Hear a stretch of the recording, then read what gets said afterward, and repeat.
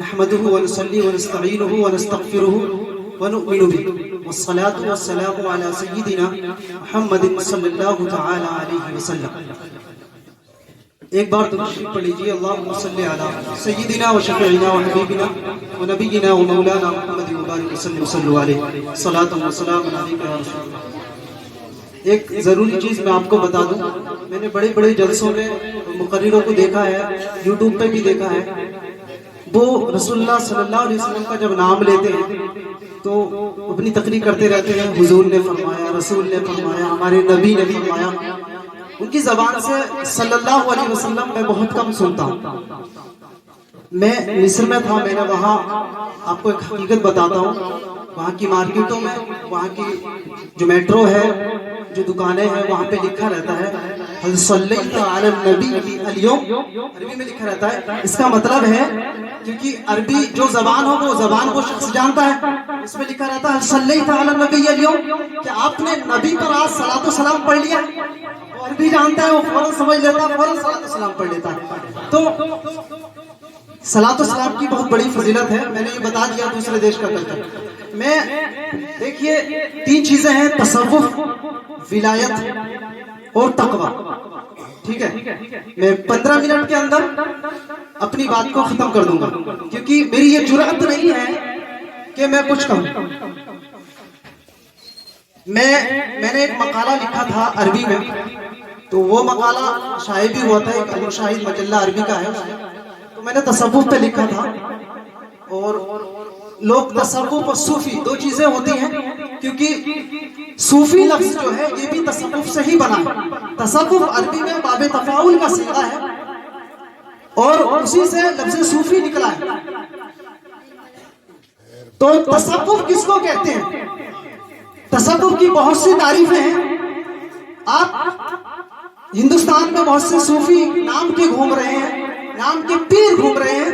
میں آپ لوگوں سے یہ کہنا چاہتا ہوں کہ آپ اس شخصیت کی بارگاہ میں آئے ہیں, تو آپ یہاں سے جانے کے بعد میں اپنی بات کو 10 لوگوں تک, 5 لوگوں تک, 20 لوگوں تک پہنچائیے, اور ان کو یہ بتائیے کہ پیر اور جو صوفی اور جو ولی ہے, جس کے اندر جو صفات ہے, وہ شخصیت محمود الحسن قادری کی. کیونکہ مرید ہونا چاہیے, سنت صحابہ ہے. تو پیر ایسا ہونا چاہیے جو پیر علم سے بھی مزین ہو اور تقوی سے بھی مزین ہو. لیکن جو پیر دکھاوے کا پیر ہو, جس کے اندر دیکھنے میں تو تصوف نظر آ رہا ہے, لیکن اس کو تصوف کی پریبھاشا نہیں معلوم, تصوف کی ڈیفینیشن نہیں معلوم کہ تصوف کہتے کس کو ہیں, تو وہ پیر اپنے مریدوں کو کیسے صراط مستقیم پہ لے جائے, آپ خود ہی اندازہ کر سکتے. تصوف کی تعریف میں کرتا ہوں عربی میں. دیکھیے, میں خشک مقرر ہوں, اور ہم کچھ ایسی باتیں بتانا چاہتے ہیں تاکہ لوگوں تک وہ بات پہنچ جائے جو لوگوں نے سنی نہیں. تصوف وصفہ سے مشتق ہے.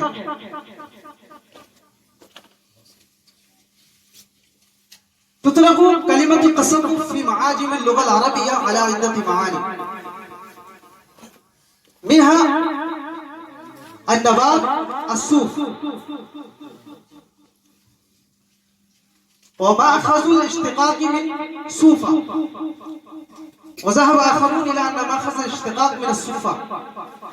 کسی نے تعریف یہ بھی کی ہے کہ تصوف جو ہے, جو رسول اللہ صلی اللہ علیہ وسلم کے اصحاب اکرام تھے, اصحاب صفہ, ان سے اس لفظ کو لیا گیا ہے تصوف. اور کچھ علماء اکرام نے تعریف یہ کی ہے, التصوف هو تصفیۃ القلب وتصفیۃ النفس والتقرب الى اللہ والتقرب الى حضرت الرسول صلی اللہ علیہ وسلم. خلاصہ تعریف ہے, تعریف یہ کی گئی ہے تصوف کہتے ہیں دل کی صفائی کو اور نفس کی صفائی کو. تصوف کہتے ہیں تقرب اللہ کو اور قرب رسول. تصوف کہتے ہیں قرب رسول کو اور تقرب اللہ. یہ تصوف کی تعریف ہو گئی. بہت سی تعریفیں لوگوں نے کی. اب چلتے ہیں تقویٰ کی طرف اور پھر چلتے ہیں ولایت کی طرف. اس کے بعد میں اپنی بات ختم کروں. اللہ رب العزت قرآن میں ارشاد فرماتا ہے الا ان اولیاء اللہ لا خوف علیہم ولا هم يحزنون. اس آیت کا ترجمہ یہ ہے الا. الا کا مطلب ہوتا ہے خبردار. آپ غور سے سنیے اس آیت کا ترجمہ. خبردار. انڈیڈ بے شک ہوشیار ہو جائیے. ان اولیاء اللہ. پھر اس کے بعد اور تاکید آتی ہے. قرآن پھر بولتے ہیں اپنی زبان میں کس کے پکڑ کے زور دے کے بات کو کہنا. قرآن پھر کہتا ہے ان اولیاء اللہ. بے شک اللہ کے ولی. اب قرآن پھر آگے تفسیر کرتا ہے ان اولیاء اللہ لا خوف علیہم. جب ولی اللہ کہہ دیا تو قرآن کہتا ہے اللہ کے ولی کون ہوتے ہیں؟ تو قرآن کہتا ہے اللہ کے ولی وہ ہوتے ہیں جن کو نہ کوئی خوف ہوتا ہے نہ کوئی غم ہوتا ہے. اب یہ آیت دو چیزوں کو شامل ہے. خوف فی الدنیا والخوف فی الآخرہ. الولی ولی اللہ هو الذی لا يخاف فی الدنیا ولا يخاف فی الآخرہ. اس کا مطلب یہ ہے کہ اللہ کا ولی وہ ہوتا ہے جس کو نہ دنیا میں خوف ہوتا ہے اور نہ آخرت میں اللہ کے عذاب سے اس کو کوئی خوف.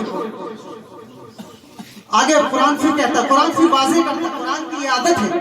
میں آپ کو ایک بات بتا دوں.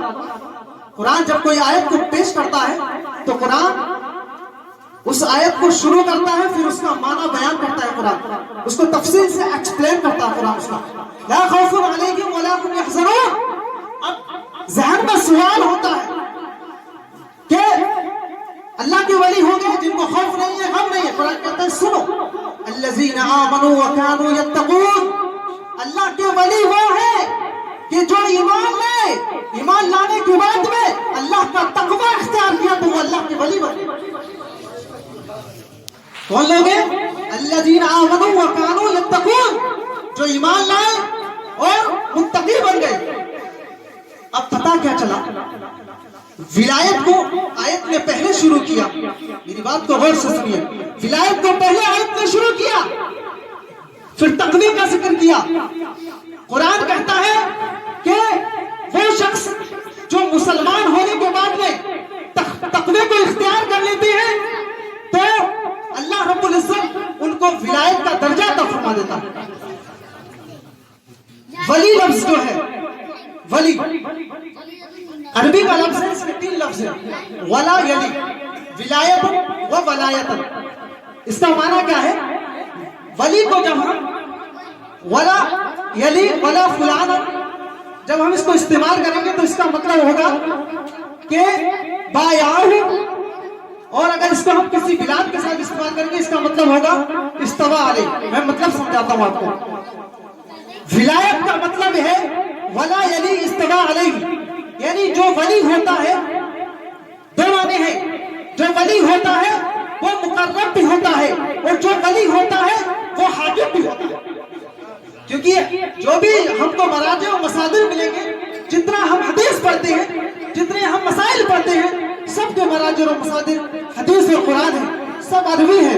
اس عربی کو اردو میں ترجمہ کیا گیا فارسی میں ترجمہ کیا گیا تب ہمارے پاس میں اسلام پہنچا. تو ولا یلی ولایت دو معنی ہو گئے کہ جو ولی ہوتا ہے وہ مقرب بھی ہوتا ہے. جو ولی ہوتا ہے وہ دوست بھی ہوتا ہے اور جو ولی ہوتا ہے وہ حاکم بھی ہوتا ہے.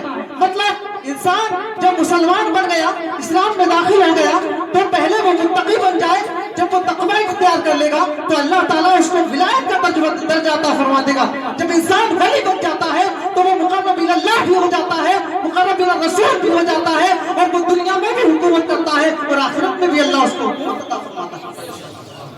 یہ ولایت کے معنی ہے. اب میں ایک بات اور بتانا چاہتا ہوں کہ ہندوستان میں لوگ مرید ہوتے ہیں تو سوچتے ہوں گے یار یہ کوئی پرمپرا ہے یا کوئی رواج ہے. نہیں ایسا نہیں ہے بلکہ یہ سنت صحابہ ہے. اس کا ذکر 26ویں پارے میں آیا ہے. جس کا ترجمہ یہ ہے کہ جو لوگ اے محبوب آپ کے دست اقدس پر بیعت کر رہے ہیں، بے شک وہ اللہ کے دست اقدس پر بیعت کر رہے ہیں۔ پھر آگے آیت کہتی ہے ید اللہ فوق ایدیہم، قرآن کہتا ہے کہ جس نے اے محبوب آپ سے بیعت کر لی تو اللہ کا دست قدرت ان کے اوپر ہے، اللہ کی رحمت ان کے اوپر برس رہی ہے۔ اب جو عاشق رسول ہو، جو رسول کی زندگی کو اپنی زندگی میں جس نے اپنا لیا ہو، جس نے رسول کی زندگی کو اسوہ حسنہ بنا لیا ہو، اور جس نے تقوی کو اختیار کر کے تقوی کی اعلیٰ مقام پر پہنچ گیا ہو، تو اگر ہم اس کے ہاتھ پر بیعت کریں گے، اس سے مرید ہوں گے، تو آپ ایسے سمجھ لیجئے کہ آپ اللہ کے رسول سے مرید ہو رہے ہیں۔ یہ میں نے آیت سے ثابت کیا ہے، کسی کتاب سے نہیں پڑھا ہے، میں نے آیت سے ثابت کیا ہے۔ 26ویں پارے میں یہ آیت ہے، اگر آپ مرید ہو رہے ہیں کسی شخصیت سے، متقی سے، پرہیزگار سے، تو آپ اللہ کے رسول پر یہ دست اقدس پر بیعت کر رہے ہیں۔ ایک آیت اور سناتا ہوں، میں اپنی بات کو ختم کرتا ہوں۔ ولی کون ہوتے ہیں؟ ہم نے حضرت کی زندگی کو پچھلے 15 سال سے ملاحظہ فرما رہے ہیں۔ ہمارے جتنے اکابر ہیں، ہمارے جو دوست ہیں، جو علماء ہیں، انہوں نے ملاحظہ کیا ہے، میں نے بھی ملاحظہ کیا ہے۔ جب ہم یہاں بریلی ریچھا میں پڑھتے تھے تب ہم حضرت کی بارگاہ میں آتے تھے اور ہم کو کافی فیض ملا۔ الحمدللہ جو کچھ ہے آج حضرت کے کرم اور دعاؤں سے ہیں۔ آپ مجھ کو دیکھ رہے ہیں کہ شاید میں کسی مدرسے میں پڑھاتا ہوں گا یا کسی مسجد میں امامت کرتا ہوں گا، ایسا کچھ نہیں ہے۔ یہ حضرت کا کرم ہے کہ ہم ایک IT کمپنی میں جاب کرتے ہیں اور الحمدللہ وہاں بھی ہم اسلام کی تبلیغ کرتے ہیں اور کوشش کرتے رہتے ہیں۔ اور حضرت کے ایسے بہت سے مرید ہیں جن کو آپ بھی نہیں جانتے ہیں۔ ورک فرام ہوم چل رہا ہے، اپنی جاب کرنے کے لیے بھی وہ بارگاہ میں ہی آتے ہیں، یہاں سے ہی جاب کرتے ہیں۔ یہ حضرت کی شخصیت ہے۔ آپ یہ سمجھیے کوئی شخص بہت زیادہ پڑھا ہو، باہر سے پڑھ کے آیا ہو، جب کسی کو اپنا پیر بنائے گا، اپنا مرشد بنائے گا، تو کچھ سوچ کے تو بنائے گا ہی کہ وہ شخصیت کوئی چھوٹی موٹی شخصیت نہیں ہوگی، وہ شخصیت بہت اعلیٰ شخصیت ہے۔ قرآن کی ایک آیت ہے، اللہ ارشاد فرماتا ہے، ہم نے حضرت کے تقوی کو دیکھا ہے، حضرت کے اخلاق کو دیکھا ہے، کردار کو دیکھا ہے، حضرت کی گفتار کو دیکھا ہے۔ میں نے تصوف کتابوں میں پڑھا ہے، لیکن تصوف حضور کی زبان سے بھی میں نے سنا ہے۔ جو عالم کے اندر جو تصوف ہونا چاہیے، حضور جو جب اپنا بیان فرماتے ہیں تو مجھ کو لگتا ہے کہ یہ جو شخصیت ہے، یہ جو مرشد ہے، یہ صرف اس کے پاس تصوف ہی نہیں شخصیت کے پاس، بلکہ یہ علم کا بھی پہاڑ ہے، علم کی بھی چٹان ہے، کیونکہ حضرت کی کتابیں ہیں۔ حضرت کئی کتابیں تو زیر دوا ہیں، کئی کتابیں حضرت نے تصریف فرماتی ہیں، اور ایک کتاب جو بہت ہی مقبول ہے، حیات خضر، وہ کتاب، اس کتاب کو جب علم والا پڑھے گا، جب طالب علم پڑھے گا، تصوف کا طالب علم جب اس کتاب کو پڑھے گا تو وہ انگشت بدندر ہے، کیونکہ ایسی نمایاں کتاب ہے۔ ایسی کتابیں ہم کو اتنے مختصر اور جامع کتابیں ہم کو پڑھنے نہیں ملتی ہیں، ہم کو دیکھنے نہیں ملتی ہیں۔ تو اللہ فرماتا ہے ان اولیاءہ الا المتقون۔ یہ آیت آپ کو اس لیے سنا رہا ہوں، دیکھیے جو بھی مسئلہ شریعت سے ثابت ہوتا ہے اس کے 4 قانون ہوتے ہیں۔ کتنے قانون ہوتے ہیں؟ 4 ہوتے ہیں، اشارت النص، عبارت النص، دلالت النص، اقتضاء النص۔ یہ 4 قانون ہیں، ان 4 قانونوں کی بنیاد پر ہی مسئلہ شریعہ ہم تک پہنچے گا اور ثابت ہوں گے، ہم تک آئے گا۔ اب میں آپ کو یہ ثابت کرنا چاہ رہا ہوں کہ حضرت کی شخصیت ولایت سے معمور ہے، اور اللہ نے حضرت کو ولایت جیسی نعمت سے نوازا ہے۔ اب میں اس آیت کو پڑھوں گا اور اس آیت کا ترجمہ کروں گا، اور میں یہ ثابت کرنا چاہتا ہوں کہ ایسی شخصیتیں میں نے اپنی زندگی میں نہیں دیکھی ہیں۔ اللہ تعالیٰ ہمیں حضرت سے متصل رہنے کی توفیق عطا فرمائے اور ہم کو قائم و دائم رکھے۔ اللہ فرماتا ہے ان اولیاءہ الا المتقون، اللہ کے ولی کون ہیں؟ قرآن کہتا ہے اللہ کے ولی کون ہیں؟ ان اولیاءہ الا المتقون، جو متقی اور پرہیزگار ہیں وہی اللہ کے ولی ہیں، جو متقی اور پرہیزگار ہیں وہی اللہ کے ولی ہیں۔